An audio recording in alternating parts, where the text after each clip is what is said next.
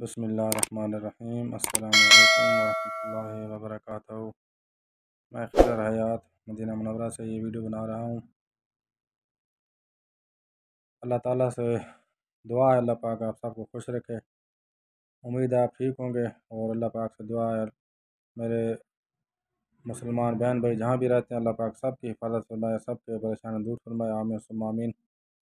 اور اگر میرے چینل پہ آپ نئے آئے ہیں تو اس کو سبسکرائب کر لیں اور ویڈیو کو لائک کر دیں، اور گھنٹی کو بھی دبا دیں تاکہ ہر نئی آنے والی ویڈیو آپ کو ملتی رہے دیکھنے کو۔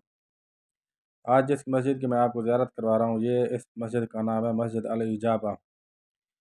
یہ مدینہ منورہ میں مسجد نبی کے بالکل مشرقی سائڈ پہ یہ مسجد ہے، ایک مینار والی یہ مسجد ہے۔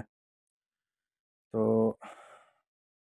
اس کے ہر طرف جو ہے پہلے آبادی تھی زیادہ، یعنی بازار تھے، اور اس کے سائڈ پہ یہ بالکل اسی سائڈ پہ جو ہے ہاسپٹل بھی تھا، ایک مستشفی الانصار جو حجاج کرام کی خدمت کے لیے ہوتا تھا، اب وہ ختم کر دیا گیا ہے۔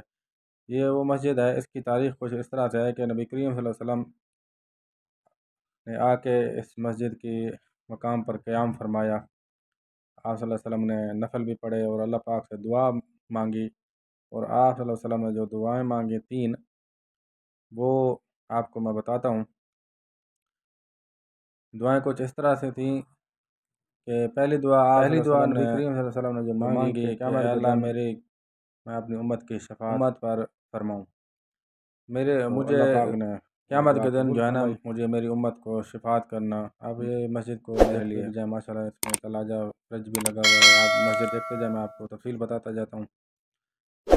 پہلی دعا جو تھی وہ میں آپ کو بتائی کہ قیامت کے دن اپنی امت کی شفاعت کروں، اللہ پاک نے وہ قبول فرما لی دعا۔ اور جو دوسری دعا تھی، نبی کریم صلی اللہ علیہ وآلہ وسلم نے جو دعا مانگی کہ میری امت پر کوئی ایسا عذاب نہ آئے جو ان کو بالکل ہی ختم کر دے، تو اللہ پاک نے یہ دعا بھی قبول فرمائی۔ اور جو تیسری دعا یہ تھی کہ میری امت میں کوئی ایسا جھگڑا نہ ہو، اختلاف نہ ہو، تو وہ اللہ پاک نے جو ہے محفوظ فرما لی دعا۔ تو دو دعائیں تو اس وقت قبول ہو گئیں، ایک اللہ پاک نے محفوظ فرما دی۔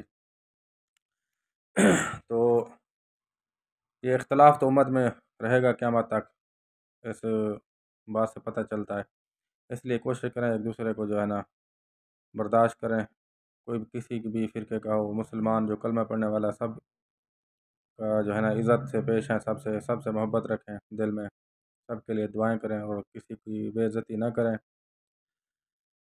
جو بھی کلمہ پڑھنے والا ہے سب قابل احترام ہے۔ اللہ پاک ہمیں نبی کریم صلی اللہ علیہ وسلم کی شفاعت نصیب فرمائے۔ اور یہ مسجد جو ہے میں اندر سے آپ کو دکھا رہا ہوں، بہت ہی خوبصورت مسجد ہے اور بہت ہی بڑی مسجد ہے ماشاءاللہ۔ تو یہ جو آپ کو سامنے جگہ نظر آ رہی ہے، یہ سیدھے ہاتھ پہ لیڈیز کے لیے بھی جگہ انہوں نے بنائی ہوئی ہے، تو ماشاءاللہ بہت ہی خوبصورت مسجد ہے۔